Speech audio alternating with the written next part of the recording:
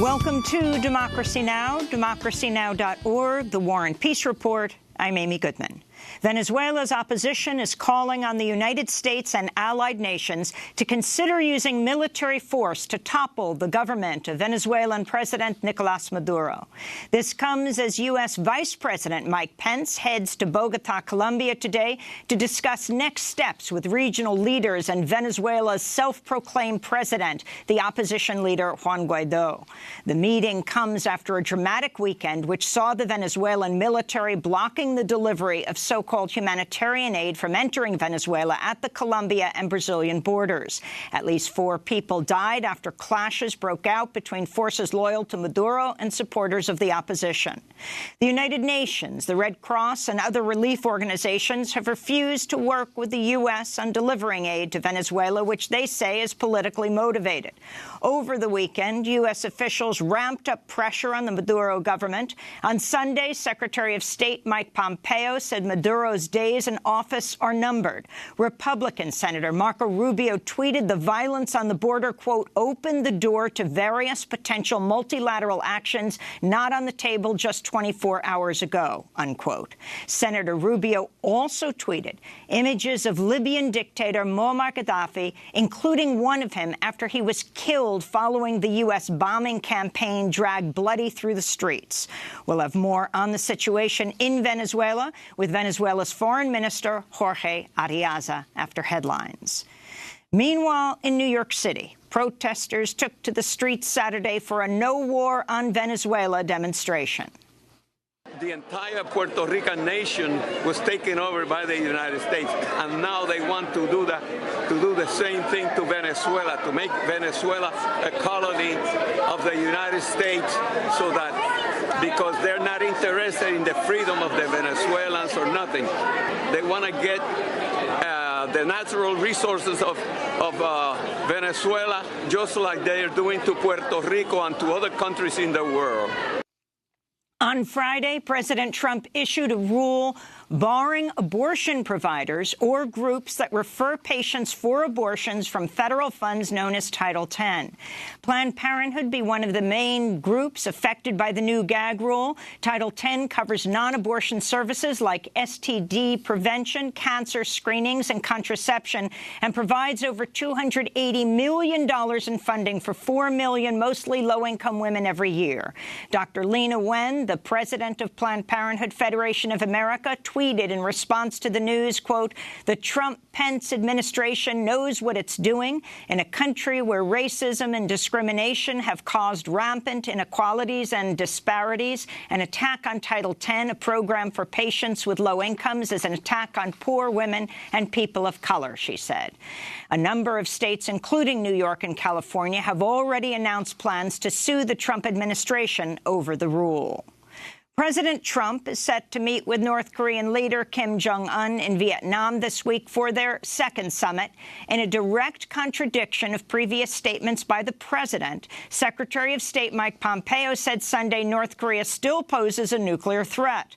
While Trump is attending the highly anticipated summit, his former lawyer and fixer Michael Cohen will testify in front of 3 House committees about his work for Donald Trump.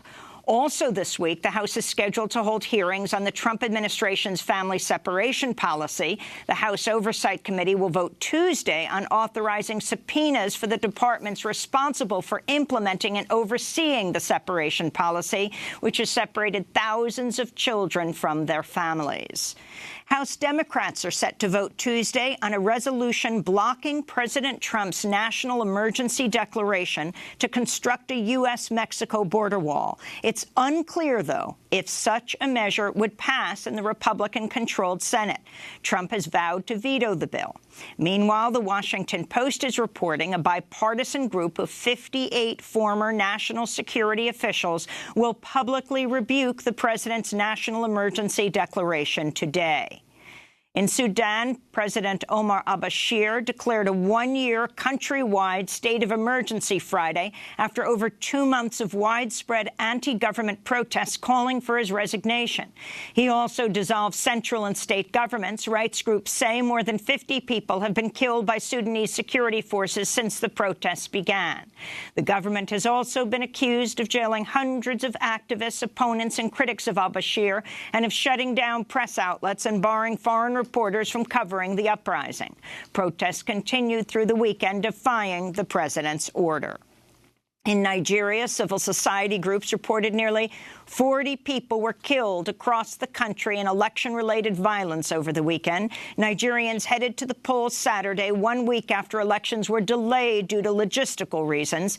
The Nigerian president, Muhammadu Buhari, is seeking a second term, running against dozens of challengers amidst a spate of recent violence and insurgent attacks by Boko Haram. A newly released United Nations report found a record number of Afghan civilians were killed last year due to an increase in airstrikes by U.S. and Afghan forces and on-the-ground suicide bombings by insurgent groups, primarily the Taliban and the Islamic State. The now more than 17-year-old conflict claimed over 3,800 civilian lives in 2018, over 900 of which were children. The numbers represent an 11% increase in civilian deaths from the year before. The report comes as peace talks between the U.S. and the Taliban resume in Qatar today. In Gaza, mourners gathered Saturday after a Palestinian teenager was shot and killed by Israeli forces Friday. Israeli soldiers shot 15-year-old Yusuf Saeed Hussein al-Daya as he attended the weekly Great March of Return demonstration at the separation barrier with Israel. Around 40 other people were wounded. In Israel, embattled Prime Minister Benjamin Netanyahu has made a pact with several far-right parties to form a new coalition ahead of elections in April. One of the groups, Otzma Yehudit, or Jewish Power, has been compared to the KKK for its racist, anti-Arab and homophobic beliefs. The parties called for annexing the occupied Palestinian territories, expelling Israeli Arabs, and a ban on relationships between Jews and Arabs. The group was formed by supporters of the fundamentalist Rabbi Meir Kahane. An earlier iteration of Otzma Yehudit was banned by Israel and designated a terror organization in the 1990s by both Israel and the United States. The move was swiftly condemned, including by pro-Israeli government groups such as AIPAC and the Anti-Defamation League. President Trump announced via Twitter Sunday he's delaying an increase in tariffs on Chinese products after negotiators made, quote, substantial progress in the ongoing trade discussions between Washington and Beijing.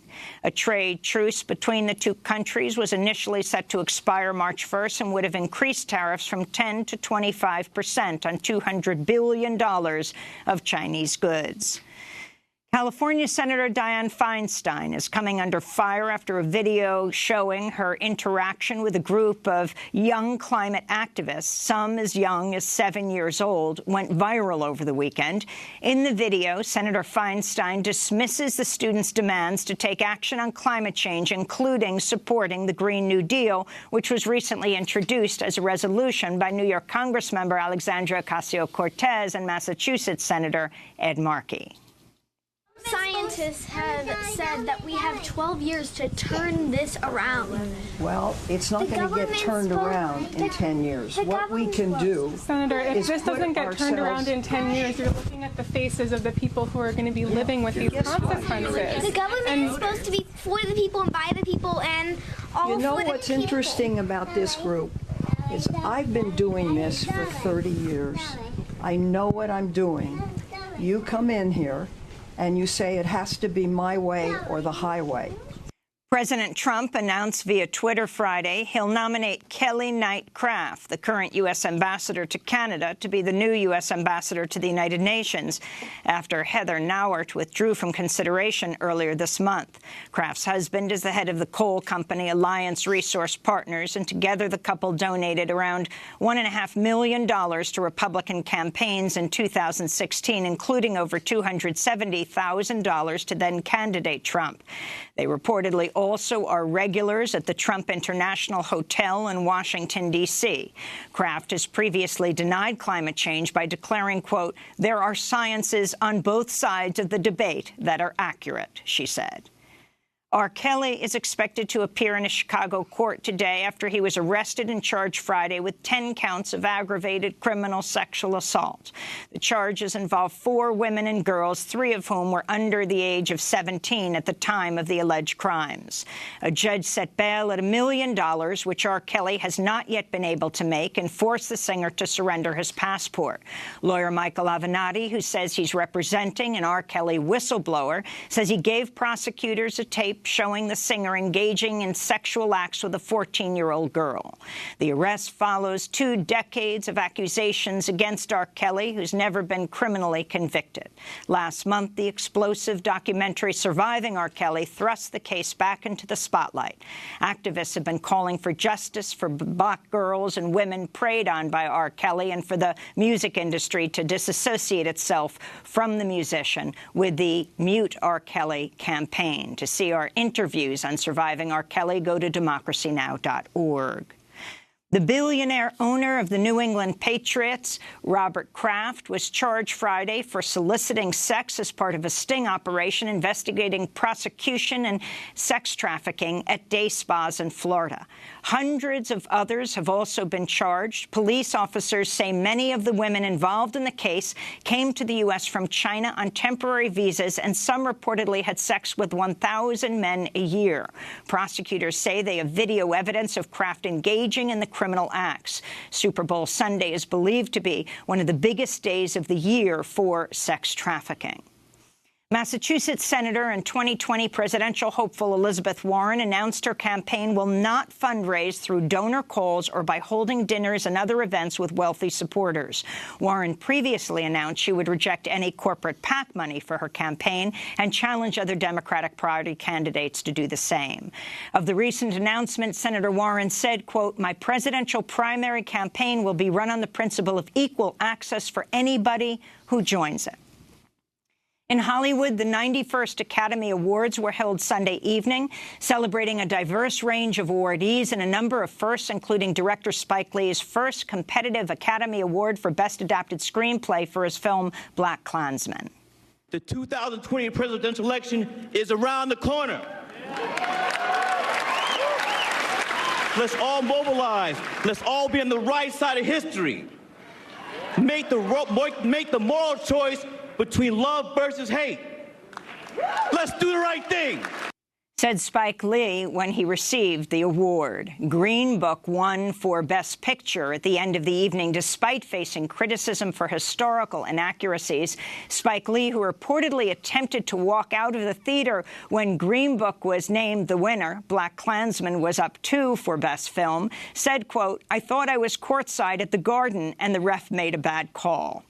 Rami Malek won Best Actor for his portrayal of lead singer of Queen, Freddie Mercury. In his acceptance speech, Malek, an Egyptian-American actor, said, quote, "We made a film about a gay man, an immigrant, who lived his life just unapologetically himself. We're longing for stories like this," he said. Alfonso Cuarón won Best Director for Roma, which also won Best Foreign Language Film. The record-shattering film Black Panther won 3 Oscars, including 2 that mark the first African-American winners in their categories, Hannah Beachler for production design and Ruth E. Carter for costumes. And in more entertainment news, the Independent Spirit Awards were held in Santa Monica, California, Saturday, right before the Oscars. If Beale Street Could Talk, the feature film based on the 1974 James Baldwin novel, took home Best Director and Best Feature. Sorry to Bother You won Best First Feature. This is director Boots Riley accepting the award. This is a film that takes place in an office place and is the first one that I know that has class struggle in it, even though class struggle is happening every day when you're on your jobs and you're seeing that happen. For some reason, we've thought we had to edit that out of our stories. Boots Riley went on to call on viewers to speak out against U.S. intervention in Venezuela. The CIA is trying to have a coup in Venezuela. I haven't been watching since I've been here, so they might be doing it right now, and we should all be putting our voices out to stop the U.S. from having regime change for oil in Venezuela. After Boots Riley Mike was cut off on stage, he continued to speak out on the issue backstage, raising the U.S.'s history of regime change in Chile, Iraq, and Guatemala as well. And those are some of the headlines. This is Democracy Now!, democracynow.org, The War and Peace Report. I'm Amy Goodman. And I'm Juan Gonzalez. Welcome to all of our listeners and viewers across the country and around the world.